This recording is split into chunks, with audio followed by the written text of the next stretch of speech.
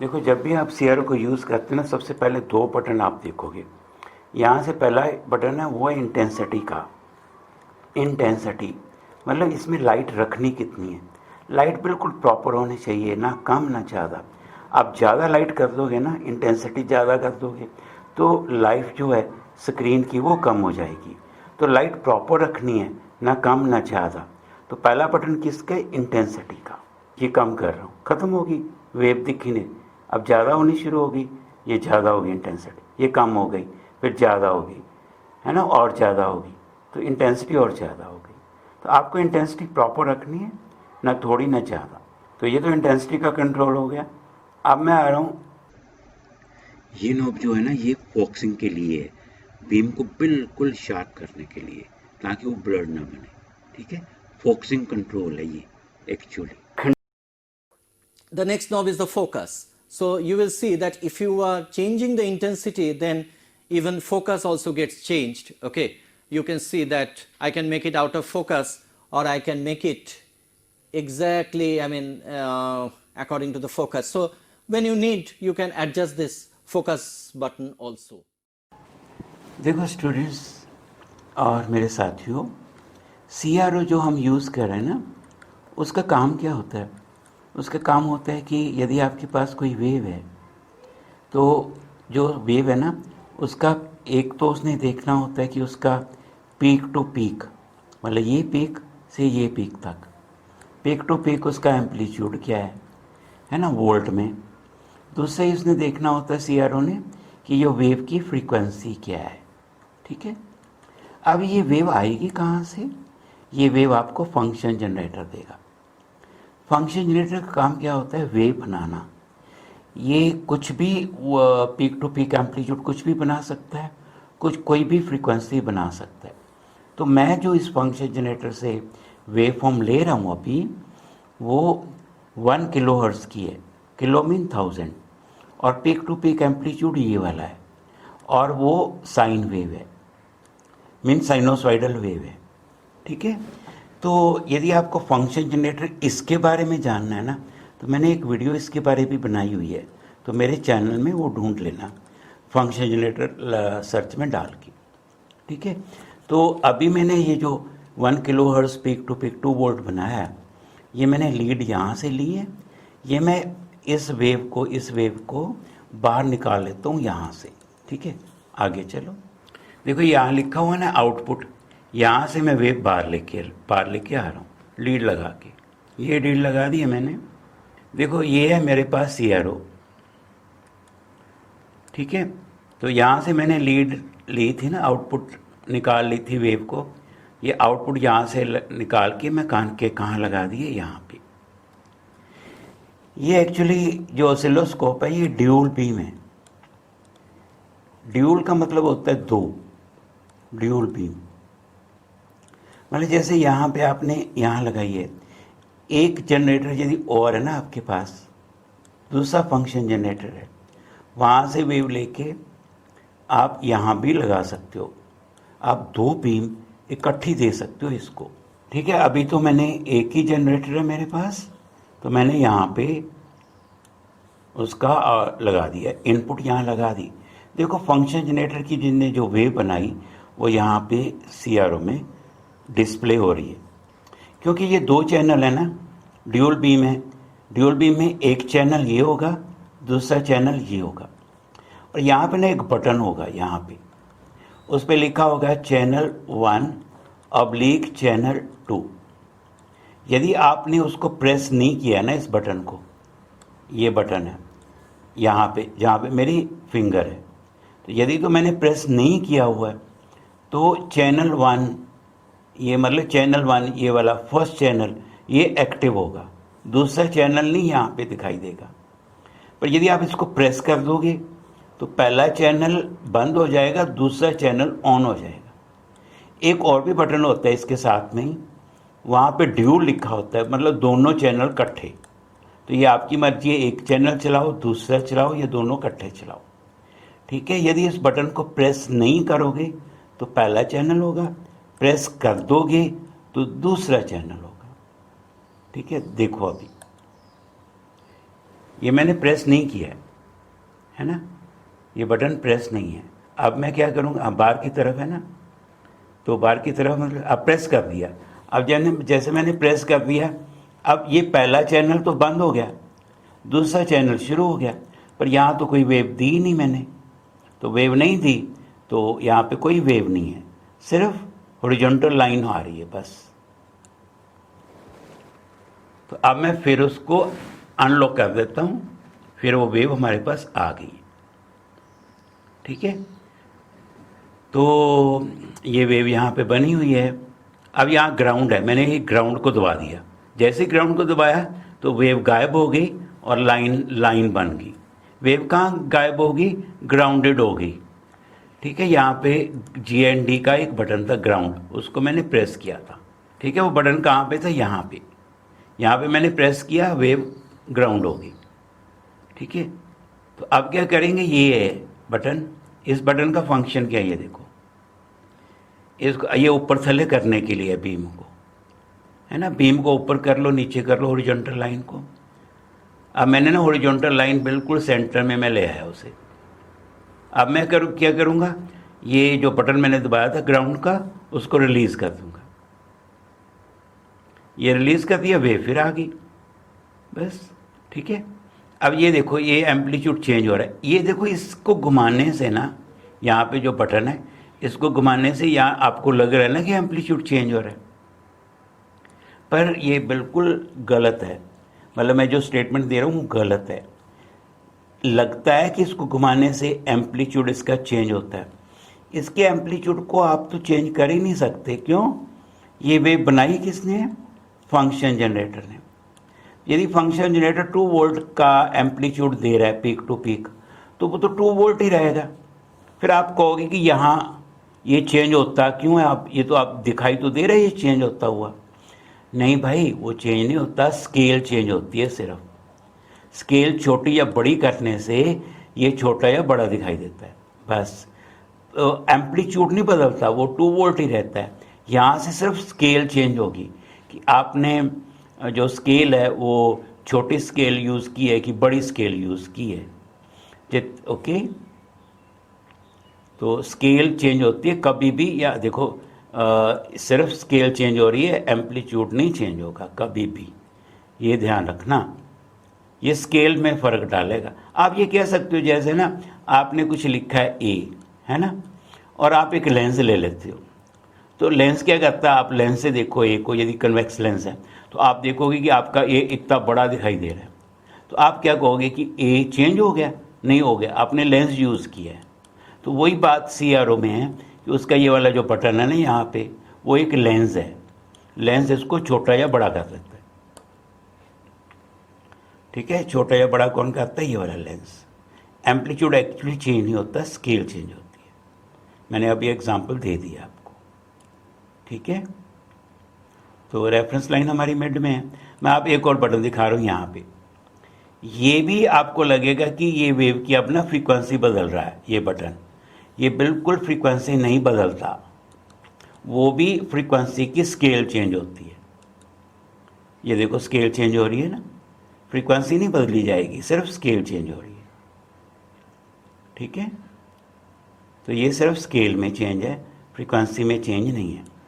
और इसमें हम क्या करते हैं, देखो एक और बटन है ये वाला, ये इसमें एक्स शिफ्ट, ये वेव को इधर या इधर शिफ्ट करेगा। ये देखो, इसको कहते हैं एक्स शिफ्ट। ये एक्स शिफ्ट के लिए है। देखो, ये ना स्केल ग्रिड है स्क्रीन की, तो इसमें आप देखोगे कि यहाँ पे जैसे यदि मैं ऊपर की तरफ जाऊँ तो 1 2 3 4 5 6 7 ऐसे ब्लॉक्स हैं। और यदि मैं इस तरफ जाऊँ 1 2 3 4 5 6 7 8 9 10 ऐसे ब्लॉक्स हैं। ओके, तो आप एक बात नोट करना कि यहाँ से यहाँ तक यदि वैल्यू मैं ले लूँ 1 यूनिट, 1 यूनिट का मतलब कि मैं ले लेता हूँ 1 वोल्ट, मतलब मेरा एक स्क्वायर जो होगा ना 1 स्क्वायर होगा, यहाँ से यहाँ तक, ये 1 वोल्ट के इक्वल है। और यदि यहाँ तक जाऊँगा 2 वोल्ट, यहाँ तक जाऊँगा 3 वोल्ट। आगे ना यहाँ से लेके यहाँ तक यदि 1 वोल्ट है, मैं इफ़ कह रहा हूँ, इफ़ इट इज़ 1 वोल्ट, तो इसमें आगे डिवीज़न भी दी होती हैं, छोटी डिवीज़न 1 2 3 4 ऐसे 5। तो उनकी वैल्यू क्या होगी? यदि इसकी वैल्यू 1 है और इसकी वैल्यू 2 है, तो वैल्यू बीच वाली होगी 1.2, 1.4, 1.6, 1.8 और 2। मतलब 1 के बाद 1.2, 1.4, 1.6, 1.8 एंड 2। मतलब 0.2 का गैप होगा। मतलब आप नोट कर सकते हो यहाँ से लेके यहाँ तक जो छोटी डिवीज़न है ना, वो किसको रिप्रेजेंट करेंगी? 0.2 को।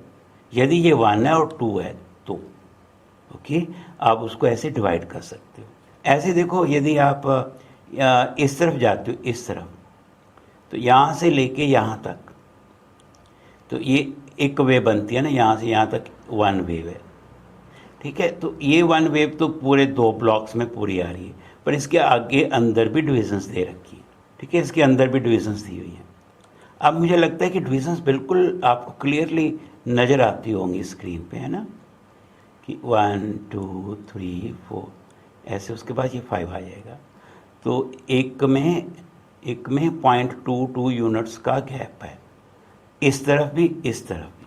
देखो मैं क्या करूँगा, मुझे ना पीक टू पीक एम्पलीट्यूड पढ़ना है। अब ना आप क्या करोगे, इस एक्स एक्सेस को कंप्रेस कर दो। कंप्रेस मीन ऐसे कंप्रेस कर दो। इसके लिए एक बटन होता है आपके सीआरओ में XY, वो दबा दो। तो ये वेव कंप्रेस होके एक ऐसे वर्टिकल लाइन में बदल जाएगी, क्योंकि एक्स एक्सेस कंप्रेस हो जाएगा। ये देखो, मैंने XY का बटन यहाँ से दबा दिया, यहाँ पे XY वाला बटन दबाया, और बटन दबाते ही ये लाइन बन गई है ना। अब मैं इस लाइन को सेट करूँगा। देखो मैंने अब इसको सेट कर दिया, Y शिफ्ट से मैंने सेट कर दिया इसको। मैं Y शिफ्ट से इसको रेफरेंस लाइन पे ले आऊँगा। ये देखो मैंने इसको मैं सेट कर रहा हूँ, ये मैंने अब इसको बिल्कुल यहाँ पे ले आया, ठीक है, Y शिफ्ट से। देखो ये मैंने यहाँ पे सेट कर दिया इसे। अब ये यहाँ से लेके यहाँ तक है, तो मुझे अब इसकी वैल्यू पढ़नी है। देखो यहाँ से यहाँ तक तो एक स्क्वायर, अब दूसरा स्क्वायर, मतलब जस्ट ये लाइन उसको टच नहीं कर पाई, बिल्कुल उसके पास में। मतलब आप कह सकते हो 1.8 और 2 के इन बिटवीन इसकी रीडिंग है।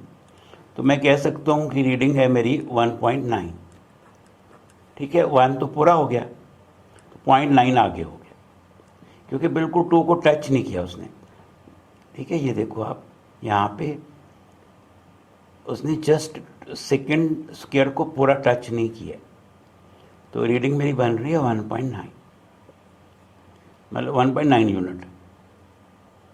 XY को मैंने फिर अनलॉक किया तो वे फिर बन गई। वैसे देखो यहाँ से भी नज़र आता है, आप नहीं भी प्रेस करोगे ना, यहाँ से लेके यहाँ तक तो 1.9 ही है। देखो अब ना आपको रीडिंग पढ़नी होगी कि आपका जो एक स्क्वायर था यहाँ से लेके यहाँ तक, इसकी वैल्यू क्या है। इसकी वैल्यू ना आपको ये डॉट बताएगा। अब डॉट के कॉरस्पॉन्डिंग यहाँ देख लेना क्या लिखा है, और जो लिखा होगा ना यहाँ भी ध्यान देना कि यहाँ क्या लिखा है। यहाँ पे लिखा है वोल्ट, बस जो भी यहाँ रीडिंग है यहाँ 1 लिखा हुआ है, तो ईजी हो गया कि आपका एक स्क्वायर 1 वोल्ट के ही बराबर है, तो गुड।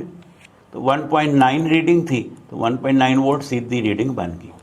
पर ये ध्यान रखना, जब भी आप स्केल देखते हो ना, यहाँ जरूर देखना होता है। तो यदि आप इस तरफ, यदि ये डॉट इस तरफ होता, तो इस तरफ मेरा ख्याल है कि यहाँ पे हमें दिखाई नहीं दे रहा, वहाँ पे मिली वोल्ट लिखा होगा मल्टीप्लायर, यहाँ पे मल्टीप्लायर वोल्ट ही है। यहाँ पे कोई प्रॉब्लम नहीं है, सीधी रीडिंग जो भी होगी ना, एक स्क्वायर की वैल्यू यहाँ से सीधी लिखोगे। बट देख, ये पक्का ध्यान देना कि यहाँ लिखा क्या है, वोल्ट लिखा है, क्या लिखा हुआ।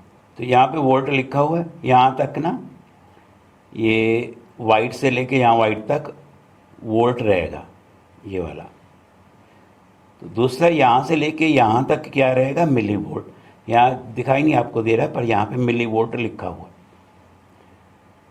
तो ऊपर वाली रीडिंग जो मेरे वाली है वो तो सीधी वोल्ट में आएगी, है ना, सीधी वोल्ट में आएगी। तो इट इज़ इन वोल्ट। तो हमारी रीडिंग बन गई 1.9 वोल्ट। पर जनरेटर आपको वोल्टेज कितनी दे रहा था? 2 वोल्ट। फिर आप कहोगे कि ये तो एरर आ गया। अब देखो इसमें रीडिंग क्या है, इसमें 2 वोल्ट है। आप कहोगे कि आपकी यहाँ तो 2 वोल्ट है, हमारा तो CRO 1.9 बता रहा है, 0.1 वोल्ट कहाँ गया? पता है कहाँ गया? मतलब ये जो हम लीड नहीं यूज़ करते, ये लीड जो लेके जाते हैं CRO पे, तो इस पे भी कोई ना कोई वोल्टेज बन जाती है। वो वोल्ट बनने के कारण वो लॉसेस होते हैं, वो लॉस होने के कारण थोड़ा बहुत लॉस होता है माइनर, जिसके कारण हमें exact peak to peak voltage नहीं मिलती ड्यू टू लॉसेस। देखो अब मुझे पढ़ना है फ्रीक्वेंसी को, कि फ्रीक्वेंसी क्या है। देखो कहीं से भी शुरू कर लो आप। जैसे मैं सपोज यहाँ से शुरू करता हूँ, तो 0 से मैक्सिमम, 0 मिनिमम, अगेन यहाँ। तो ये 1 साइकिल है। तो 1 साइकिल का टाइम कितना है यहाँ से लेके यहाँ तक? तो टाइम कितना होगा? 1 स्क्वायर और 2 स्क्वायर पूरे, ठीक है। या मैं वेव ले लेता हूँ, देखो दूसरी मैं ऑप्शन ये ले लेता हूँ, मैं ले लेता हूँ यहाँ से लेके यहाँ तक। तो ये भी एक पूरी वेव है ना। तो टाइम पीरियड क्या होगा? Time to complete 1 cycle. तो 1 साइकिल कितना है? यहाँ से यहाँ तक। तो वैल्यू क्या है? तो एक ब्लॉक पूरा और दूसरा ब्लॉक पूरा, 2 यूनिट वैल्यू आ रही है टाइम पीरियड की। क्योंकि CRO जो पढ़ेगा ना, वो टाइम पढ़ेगा, वो हमें बताएगा कि यहाँ से लेके यहाँ तक टाइम कितना है। तो अभी तो मुझे स्केल पता नहीं है ना क्या है, वो तो मैं CRO पे देखूँगा। अभी तो मुझे ब्लॉक देखने हैं। तो ब्लॉक तो 2 पूरे आ रहे हैं, तो 2 पूरे आ रहे हैं, तो मैं लिख लूँगा 2 यूनिट टाइम पीरियड है। तो मैं अब CRO पे देखूँगा कि इसमें एक ब्लॉक किसको रिप्रेजेंट करता है, कितने टाइम को वो रिप्रेजेंट करता है, CRO बताएगा।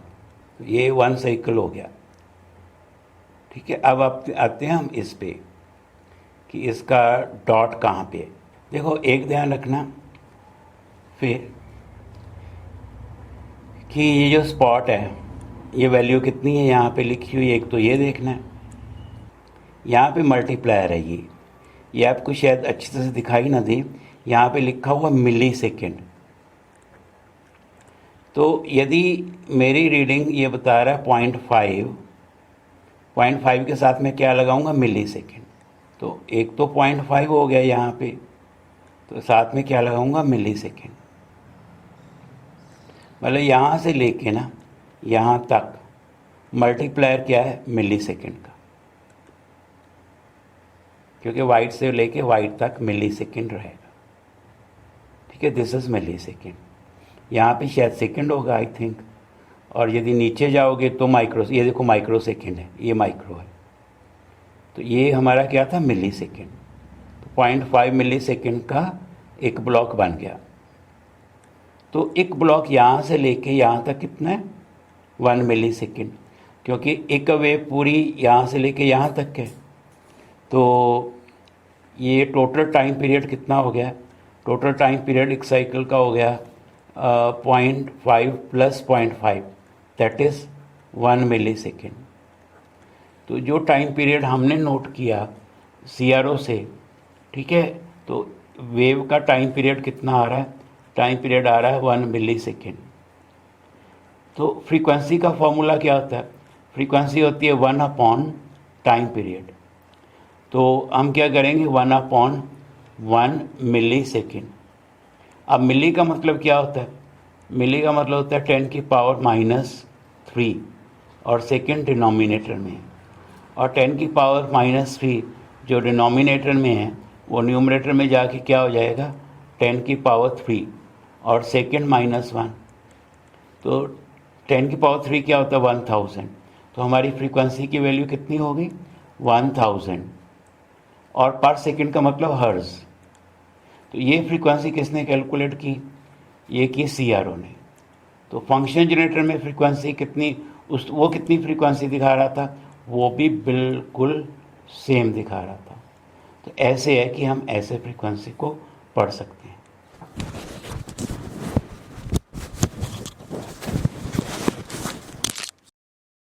और एक बार बता दूं कि कई बार ना ये जो हम वेव बनाते हैं यहाँ पे, ये जो वेव बनी हुई है, डिस्प्ले हुई है, ये कभी ना ऐसे ही मूव करती रहती है, कभी इस तरफ कभी इस तरफ। यदि ये मूव करेगी तो हम रीडिंग को नोट कैसे करेंगे, ये प्रॉब्लम आ जाती है।